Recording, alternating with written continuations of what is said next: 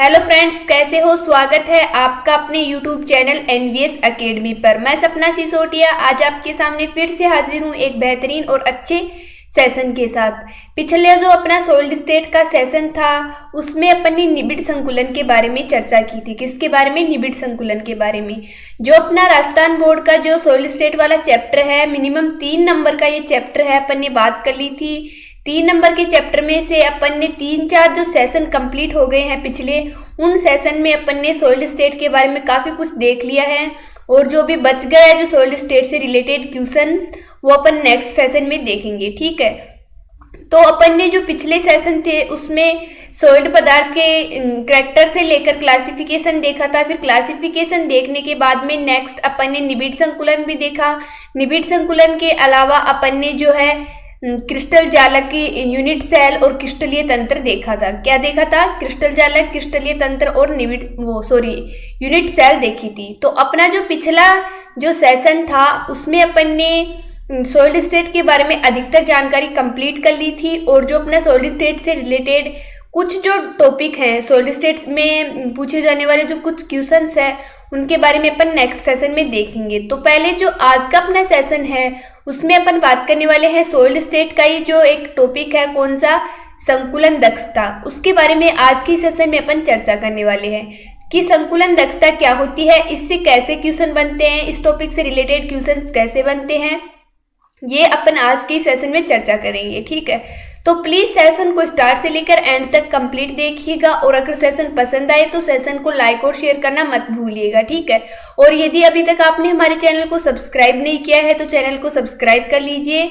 ठीक है, तो चलो बढ़ते हैं अपने टॉपिक की ओर। तो अपन ने स्टार्ट किया है क्या, आज का जो अपना टॉपिक है वो क्या है? संकुलन दक्षता। कि संकुलन दक्षता क्या होती है, कैसे निकालते हैं, किस चीज की निकालते हैं, ये अपन चर्चा करेंगे। ठीक है, सबसे पहले मिनिमम 1 नंबर का जो क्वेश्चन है, अपन ने बात कर ली कि सॉलिड स्टेट में से मिनिमम 3 नंबर का क्वेश्चन बनता है। उसमें से 1 नंबर का क्वेश्चन जो अपना संकुलन दक्षता है उसमें से भी बन सकता है। तो वो मिनिमम 1 नंबर वाला क्वेश्चन कौन सा है? तो जो वो पहला क्वेश्चन है वो किससे रिलेटेड है? डेफिनेशन से, कि संकुलन दक्षता को परिभाषित कीजिए, क्या होती है। तो संकुलन दक्षता जो होती है उसकी डेफिनेशन दे। क्रिस्टलीय ठोसों में अवयवी कणों का कुल स्थान जिन कणों द्वारा अध्यासित किया गया हो, मतलब घेरा गया हो, वो क्या कहलाती है? संकुलन दक्षता। क्रिस्टलीय ठोसों में अवयवी कणों द्वारा अध्यासित किया गया भाग संकुलन दक्षता कहलाता है। अध्यासित का मतलब कितना पार्ट जो है क्रिस्टलीय ठोसों में अवयवी कणों ने घेरा है। तो जो अवयवी कणों द्वारा घेरा गया पार्ट होता है, किसके द्वारा? अवयवी कणों द्वारा जो घेरा गया पार्ट होता है वही क्या कहलाता है? अपना संकुलन दक्षता कहलाता है। तो अगर मिनिमम अपने को 1 नंबर की संकुलन दक्षता की डेफिनेशन पूछ ले एग्जामिनर की, संकुलन दक्षता को परिभाषित कीजिए, तो अपने पास सीधा सा जवाब है कि संकुलन दक्षता को परिभाषित कैसे करें। क्रिस्टलीय ठोसों में अवयवी कणों द्वारा कुल उपलब्ध स्थान में जो भाग घेरा जाता है वही क्या कहलाता है? संकुलन दक्षता कहलाता है। अब नेक्स्ट बात करें कि संकुलन दक्षता की किस चीज की निकालते हैं। तो अपन ने जो पिछला सेशन था उसमें देखा था कि जो अपनी यूनिट सेल होती है वो 3 टाइप की होती है। वो 3 टाइप कौन कौन सी थी? नंबर फर्स्ट पर देखा था अपन ने सरल घनीय जालक, नंबर सेकंड पर बीसीसी, और लास्ट में अपन ने एफसीसी जो है यूनिट सेल देखी थी। 3 यूनिट सेल अपन ने पिछले सेशन में देखी थी।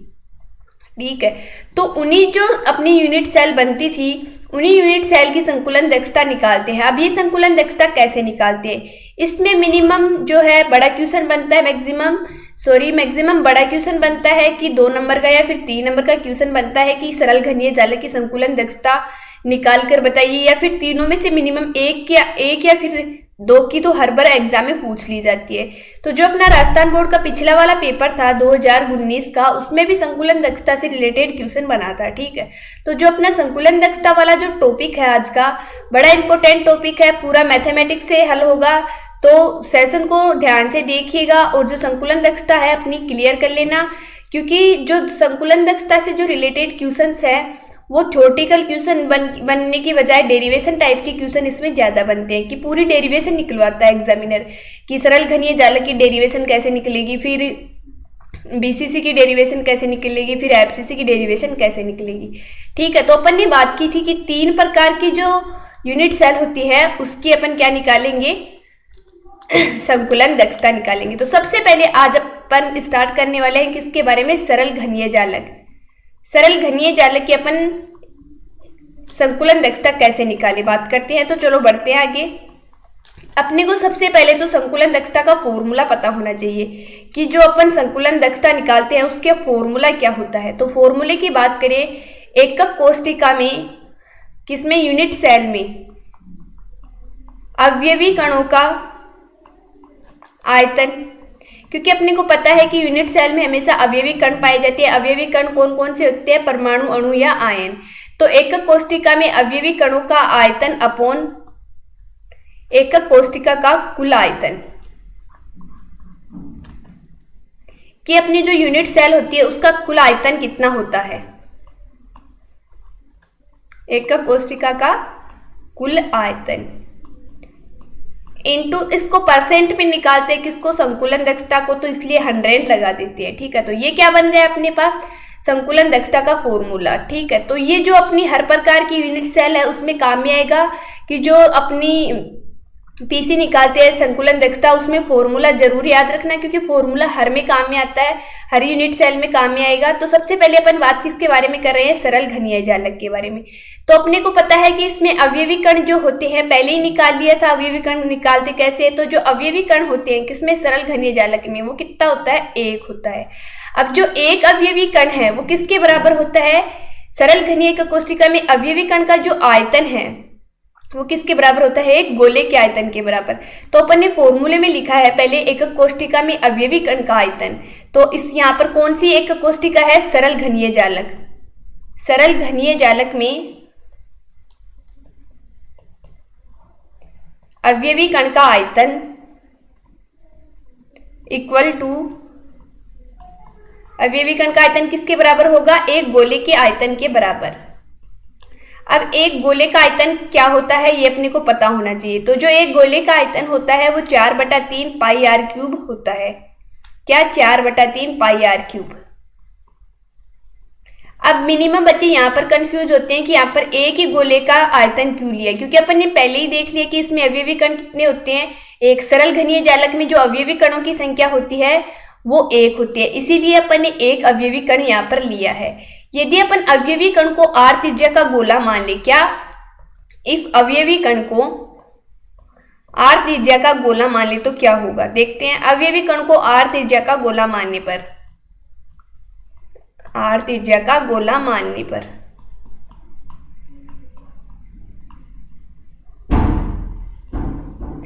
अपने को पता है कि एकक कोशिका में जो अवयवी कण का कुल आयतन होता है, एकक कोशिका का कुल आयतन वो एक घन के आयतन के बराबर होता है। अब क्यों होता है घन के आयतन के बराबर, तो अपन ने पहले देखा था कि जो अपना सरल घनीय जालक है, या फिर इसके नाम से भी पता लगा सकते हैं कि सरल घनीय जालक एक घन के बराबर होता है। तो जो अपना सरल घनीय जालक का कुल आयतन हो जाएगा वो किसके बराबर हो जाएगा, घन के आयतन के बराबर। तो देखते हैं, सरल घनीय जालक का कुल आयतन इक्वल टू घनीय जालक का कुल आयतन, ये किसके बराबर हो जाएगा, घन के आयतन के बराबर। अब घन का आयतन अपने को पता होना चाहिए कि जो घन का आयतन होता है वो क्या होता है। बेसिकली हर बच्चे को पता होता है कि घन का आयतन क्या होता है, भुजा क्यूब। तो भुजा क्या है, ए, भुजा को किससे माप रहे हैं अपन, ए से, तो इसका क्या हो जाएगा, ए क्यूब। अब आगे देखते हैं कि आगे अपन कैसे करते हैं डेरिवेशन को हल। तो आगे जब डेरिवेशन को हल करेंगे अपन फॉर्मूला मिटा देते हैं, क्योंकि फॉर्मूला की अब अपने को जरूरत नहीं है। फॉर्मूले को अपन इक्वेशन 1 भी दे सकते हैं, क्योंकि जो आगे जो अपन डेरिवेशन हल करेंगे उसमें अपने को प्रॉब्लम नहीं आएगी। इक्वेशन 1 दे लेंगे तो फॉर्मूले को नेक्स्ट इसमें वैल्यू रख देंगे फॉर्मूले में।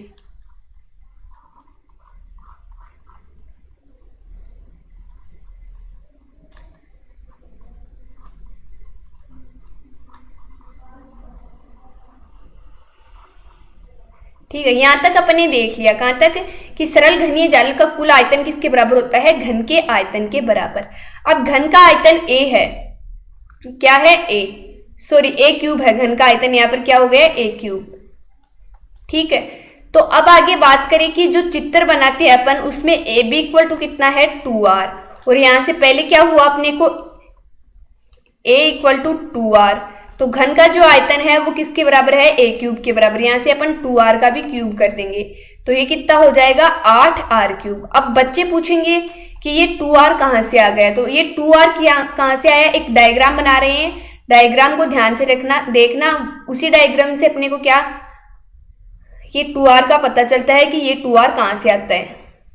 तो जो अपना सरल घनीय जालक होता है, ये यहां से 2r अपने को प्राप्त होता है। देखते हैं कैसे प्राप्त होता है। यहां पर क्या है, एक भुजा, यहां पर दूसरी भुजा। तो जो अपनी ये वाली जो भुजा है, इसकी त्रिज्या कितनी है, r, और यहाँ पर इसकी त्रिज्या भी कितनी है, r। दोनों गोले एक दूसरे को क्रॉस कर रही हैं। r प्लस r कितना हो जाएगा, 2r। यहाँ से क्या आ गया, 2r। ठीक है, तो अपने पास दोनों वैल्यू प्राप्त हो गई। फॉर्मूले में क्या था, एकक कोष्ठिका में अवयवी कणों का आयतन अपॉन एकक कोष्ठिका का कुल आयतन इंटू 100%। अब पहले अपन बात करेंगे किसके बारे में, एकक कोष्ठिका में अवयवी कणों के आयतन के बारे में। तो अपन ने डेरिवेशन से देखा कि एकक कोष्ठिका में जो अवयवी कणों का आयतन है वो कैसे निकाला। तो एकक कोष्ठिका में एक अवयवी कण था, तो जो एक अवयवी कण का जो आयतन था वो अपन ने किसके बराबर निकाल लिया था, एक गोले के आयतन के लिए। इसलिए पीसी क्या हो जाएगी अपन के पास, 4/3 पाई r क्यूब अपॉन अब एकक कोष्ठिका का कुल आयतन। कुल आयतन किसके बराबर आया था अपने पास, a क्यूब। a क्यूब किसके बराबर आया था, 2r के। यहाँ पर कितना आ गया था लास्ट में अपने पास, 8r क्यूब। तो यहाँ से r क्यूब से r क्यूब कैंसिल हो जाएगा, 4 से 8 2 बार कैंसिल हो जाएगा। तो यहाँ से क्या आ जाएगा, 3/2 पाई। ठीक है, तो यहाँ से पाई की वैल्यू रख देंगे अपन 3 इंटू 3.14/2। ठीक है, तो यहाँ से जो अपन वैल्यू निकालेंगे, सॉरी यहाँ से 6 आएगा, पाई/6 आएगा। तो जो अब अपन यहाँ से वैल्यू निकालेंगे पाई/6 इंटू 100। फॉर्मूले में 100 याद रखते रहना, क्योंकि अपने पास जो पीसी का फॉर्मूला था उसमें 100 था। तो यहाँ से जो वैल्यू आएगी वो कितनी आ जाएगी, 52.4।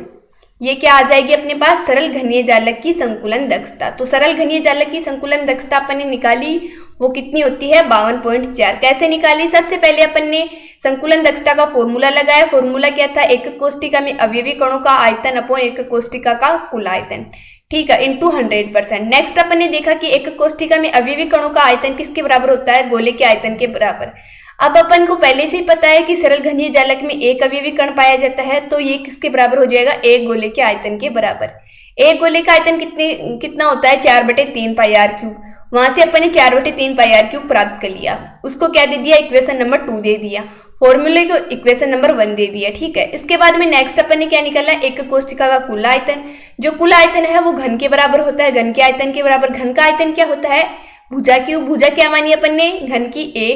तो a क्यूब से अपन ने क्या निकाला, 2r क्यूब। त्रिज्या r प्लस r 2r कर ली, यहाँ से 2r का क्यूब करेंगे तो 8r क्यूब हो जाएगा। जब इक्वेशन 2 और 3 की वैल्यू फर्स्ट में रखते हैं तो अपने पास ये वाली जो डेरिवेशन है ये क्या होती है, प्राप्त होती है। डेरिवेशन आप हल कर लेना, क्योंकि मैंने शुरू से आपको बताया है फॉर्मूले में वैल्यू रखेंगे ना तो अपने पास डेरिवेशन कंप्लीट हो जाएगी। और जो अपनी पीसीएस सॉरी संकुलन दक्षता है वो कितनी प्राप्त हो जाएगी, 52.4%। इस प्रकार अपन सरल घनीय जालक की क्या निकालते हैं, संकुलन दक्षता। नेक्स्ट अपन बात करेंगे किसके बारे में, HCP, FCC और CCP। जो अपनी FCC थी वो अपन ने कंप्लीट की थी। FCC में अवयवी कणों की संख्या निकालना भी मैंने आपको बताया था, लेकिन जो HCP और CCP है उसका जो अवयवी कण है वो किसके बराबर होता है, FCC के बराबर। तो नेक्स्ट अपन किसके बारे में बात करने वाले हैं, नंबर 2 पर संकुलन दक्षता निकालने वाले अपन FCC की, या फिर इसको HCP या CCP, तीनों की संकुलन दक्षता एक ही होती है। तो इनकी संकुलन दक्षता कैसे निकालते हैं देखते हैं। तो सबसे पहले अपन संकुलन दक्षता निकालने के लिए पहला बेसिक जो रूल है वो क्या है, स्टेप फर्स्ट क्या है, फॉर्मूला लगाएंगे। तो फॉर्मूला क्या हो जाएगा, FCC में अवयवी कणों का आयतन, अवयवी कणों का आयतन अपॉन FCC का कुल आयतन इंटू 100%। ये इक्वेशन क्या हो जाएगी, फर्स्ट हो जाएगी। ठीक है, इसके बाद में बात करें कि FCC में अवयवी कण कितने होते हैं। FCC में जो अवयवी कण होते हैं वो 4 होते हैं, तो इसलिए अवयवी कण कितने हो जाएंगे, 4। तो FCC में अवयवी कणों का आयतन किसके बराबर हो जाएगा, FCC में अवयवी कणों का आयतन जो हो जाएगा 4 गोलों के आयतन के बराबर हो जाएगा। FCC में अवयवी कणों का आयतन इक्वल टू 4 गोलों का आयतन। अब 4 पहले से पता है कि गोले का आयतन जो है वो कितना होता है पाई आर क्यूब। तो यहाँ से क्या हो जाएगा 4×4/3 पाई आर क्यूब। ये कितना हो जाएगा 16/3 पाई आर क्यूब। इसको इक्वेशन 2 दे देंगे। ठीक है, इसके बाद में नेक्स्ट किसकी बात करेंगे, एफसीसी का कुल आयतन। एफसीसी का जो कुल आयतन है वो किसके बराबर होगा, घन के आयतन के बराबर। ये जो स्टेप है पहले वाले जो सरल घनीय जालक की अपने स्टेप देखी थी सेम वे में वही है, बस थोड़ा सा चेंज हो रहा है। ये कितना होता है ए क्यूब। अब ए क्यूब घन का आयतन, ये तो भुजा है। अब अपन डायग्राम से शो करेंगे कि डायग्राम में ए इक्वल टू क्या आता है। तो देखते हैं डायग्राम में ए इक्वल टू क्या प्राप्त होता है अपने को। तो सबसे पहले अपन डायग्राम बनाएंगे किसका, एफसीसी का।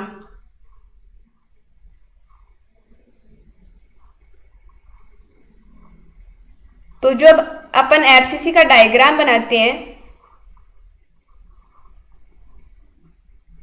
तो ये कितनी है अपने पास, ये भुजा आर, फिर यहाँ पर आर आर आर, कितने हो गए अपने पास total 4r, R R R और आर, 4r हो गए, ए बी और सी। ये वाली जो भुजा है अपने पास ये कितनी हो गई ए, और ये वाली भुजा भी कितनी हो गई अपने पास ए। तो यहाँ से ए इक्वल टू कितना हो जाएगा 4r। तो जब अपन 4r का क्यूब करेंगे, किसका 4r का क्यूब, तो जब अपन 4r का क्यूब करेंगे तो ये कितना होगा अपने पास, पहले a√2a आता है। √2a कैसे आया, अपन a² प्लस a² करेंगे किससे, पाइथागोरस प्रमेय से। तो यहाँ से कितना हो जाएगा 2a²। तो जब अपने पास ac इक्वल टू 2a² हो जाएगा तो यहाँ से ac क्या आ जाएगा √2a। तो यहाँ से a क्या आ जाएगा √2a के इक्वल आ जाएगा। तो जब a √2a के इक्वल आएगा तो यहाँ से अपन इसको किसके बराबर कर देंगे, 4r क्यूब के इक्वल कर देंगे। अब कैसे निकालते हैं आगे, सॉरी 4r के इक्वल ही होगा ये। तो यहाँ से a इक्वल टू कितना हो जाएगा 4/√2r, और यहाँ से a इक्वल टू कितना हो जाएगा 2/√2r। ठीक है, तो इतना आपको समझ में आ गया कि जो घन का आयतन है वो किसके बराबर होगा, a क्यूब के बराबर। अब a की वैल्यू कैसे निकालते हैं वो मैं आपको फिर से बता देती हूँ, क्योंकि यहाँ पर आपको कंफ्यूज होगा कि a की वैल्यू अपन ने यहाँ से 4r और √2a कैसे निकाली। तो इसके लिए दोबारा देखना कि जो अपन ने a की वैल्यू है वो कैसे निकाली। ठीक है, तो अपन ने देखा था कि फॉर्मूले में एफसीसी का कुल आयतन किसके बराबर होगा, एफसीसी का जो कुल आयतन है वो घन के आयतन के बराबर होगा। तो जो घन का आयतन होता है वो अपने पास होता है भुजा क्यूब। भुजा कितनी है अपने पास a, तो ये कितना हो जाएगा a क्यूब। अब इसके लिए डायग्राम बनाते हैं कि डायग्राम से a की वैल्यू कैसे निकाली अपन। तो सबसे पहले डायग्राम बनाएंगे।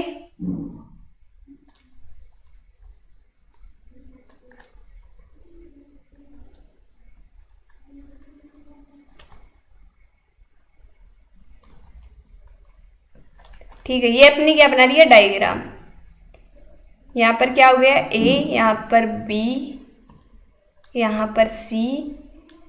ठीक है, तो ये वाली जो भुजा की लंबाई है वो टोटल कितनी है a, ये वाली भुजा की लंबाई कितनी हो गई टोटल a। ये तीनों गोले एक दूसरे को स्पर्श कर रही हैं, इन तीनों को जब मिलाएंगे तो ये वाली भुजा कितनी है r, ये भी r, ये भी r और ये भी r। तो टोटल कितने हैं यहाँ पर 4r है। ठीक है, मैं इसको डार्क पेन से लिख देती हूँ।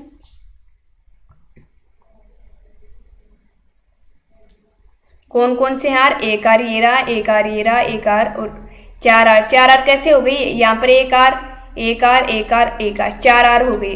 तो यहाँ से a इक्वल टू कितना हो जाएगा 4r।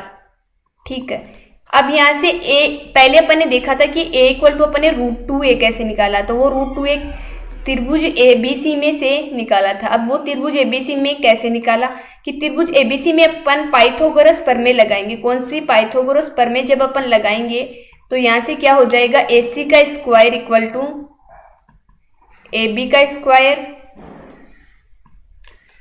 प्लस BC का स्क्वायर। सॉरी, इसको B नाम दे देते हैं और इसको C नाम दे देते हैं, तो अपने पास पाइथागोरस प्रमेय आसानी से लग जाएगी। जब AC का स्क्वायर अपन निकालेंगे तो यहाँ से AB की जो वैल्यू है वो कितनी है a² प्लस BC की वैल्यू कितनी है a²। तो यहाँ से क्या हो जाएगा AC की वैल्यू कितनी हो जाएगी 2a²। तो यहाँ से जब AC निकालेंगे तो वो कितना हो जाएगा √2a। जो अपनी AC भुजा है वो किसके बराबर है, एक कोष्टिका में घन के आयतन के बराबर है, a क्यूब के बराबर है। तो यहाँ से AC equal to √2a equal to 4r। अब यहाँ से a निकालेंगे तो 4r/√2 हो जाएगा। अब यहाँ से a इक्वल टू कितना हो जाएगा 2√2r। अब कई बच्चे यहाँ पर भी कंफ्यूज है कि यहाँ से ये कैसे आ गया 2√2r। तो यहाँ से अपन 4 को 2 इंटू 2 लिख सकते हैं √2। अब जो अपने पास ये 2 है इसको फिर से अपन √2 में लिख सकते हैं √2 इंटू √2 अपॉन √2। तो यहाँ से √2 से √2 कैंसिल हो जाएगा, तो ये वाली वैल्यू अपने पास बच जाएगी। ठीक है, तो अपन ने ऐसे क्या निकाला a की वैल्यू। ये वाले डेरिवेशन कई बच्चे कंफ्यूज होते हैं, तो अपने को ठीक है तो याद रख लेना है, क्योंकि जो a की वैल्यू आएगी अपने पास वो कितनी आएगी 2√2r³। कितनी आएगी 2√2r³। जब कई बच्चे यहाँ पर कंफ्यूज हो जाते हैं निकालने में, तो यहाँ से डायरेक्टली वैल्यू रख लेना किसकी a की। तो ये कितनी बनेगी अपने पास 2√2r³। ठीक है, जब अपन इसको हल करेंगे तो ये अपने पास कितनी आएगी 16√2r³। ठीक है, इसको इक्वेशन 3 दे देंगे। अब अपन इक्वेशन फर्स्ट में इक्वेशन 2 और 3 की वैल्यू रखेंगे। इक्वेशन फर्स्ट क्या थी, अपन ने एफसीसी में अवयवी कणों का आयतन, अवयवी कणों का आयतन कितना था अपने पास 16/3 πr³। कितना था 16/3 πr³। इसके बाद में नेक्स्ट क्या था, नीचे एक कोष्ठिका का कुल आयतन। कुल आयतन कितना आया अपने पास 16√2r³ इंटू 100%। अब यहाँ से r³ से r³ कैंसिल हो जाएगा, 16 से 16 कैंसिल हो जाएगा, तो ये कितना बचेगा अपने पास π/3√2 इंटू 100। तो यहाँ से जब इससे को हल करेंगे तो ये कितना आएगा 74%। हल करके देख लेना कि 74% ही इसका आंसर आएगा। ठीक है, तो ऐसे क्या निकाले अपन ने एफसीसी की क्या निकाली संकुलन दक्षता। पहले अपन ने सरल घनीय जालक की निकाली, फिर एफसीसी की निकाली, लास्ट में किसकी बचती है बीसीसी की। जो एफसीसी की संकुलन दक्षता है वही सीसीपी और एचसीपी की होती है। नेक्स्ट अपन बात करने वाले हैं किसके बारे में, बीसीसी के बारे में अपन बात करने वाले हैं कि बीसीसी की संकुलन दक्षता कैसे निकाले। तो सबसे पहले वही मेथड होगी। सबसे पहले स्टेप फर्स्ट क्या आएगी, फॉर्मूला लगाओ संकुलन दक्षता का। संकुलन दक्षता का जब अपन फॉर्मूला लगाएंगे तो फॉर्मूला क्या हो जाएगा, बीसीसी में अवयवी कणों का आयतन, बीसीसी में अवयवी कणों का आयतन अपॉन बीसीसी का कुल आयतन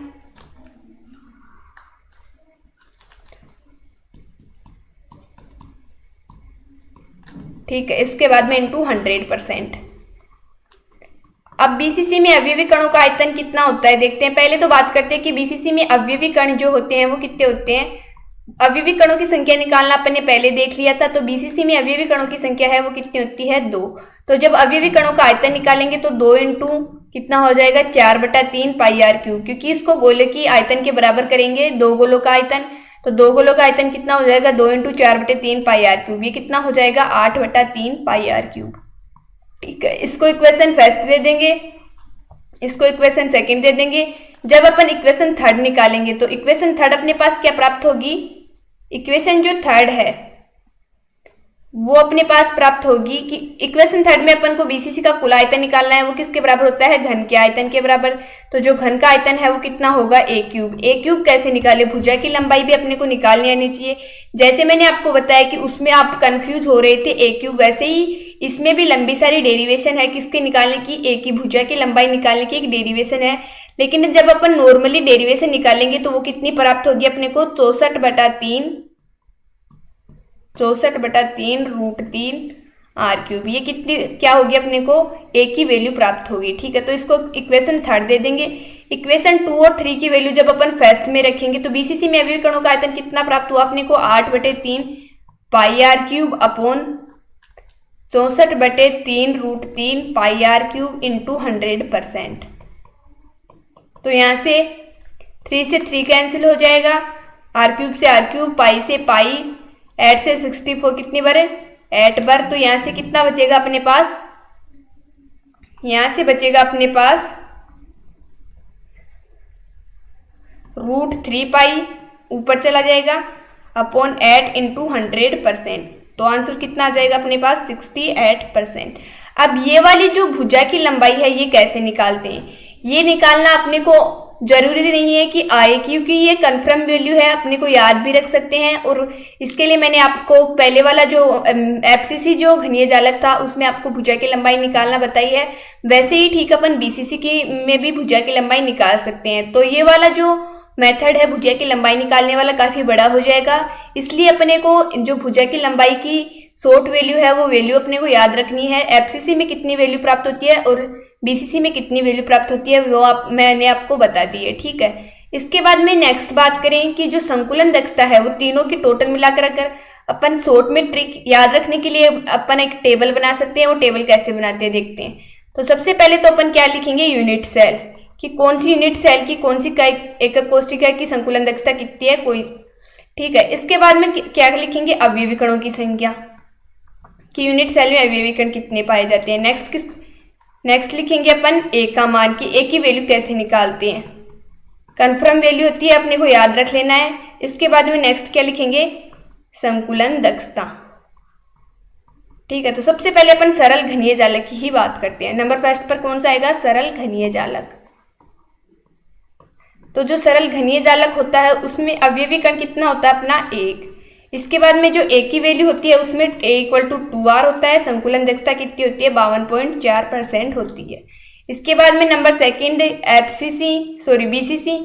बीसीसी में अवयवी कण कितने होते हैं, 2। ए की जो वैल्यू है वो कितनी होती है, 4/√3r। इसकी जो संकुलन दक्षता होती है वो कितनी होती है, 68%। नंबर थर्ड पर कौन सा आएगा, एफसीसी को एचसीपी या सीसीपी भी बोलते हैं। सीसीपी में अवयवी कणों की संख्या कितनी होगी, 4। इसकी संकुलन दक्षता कितनी होगी, 74%।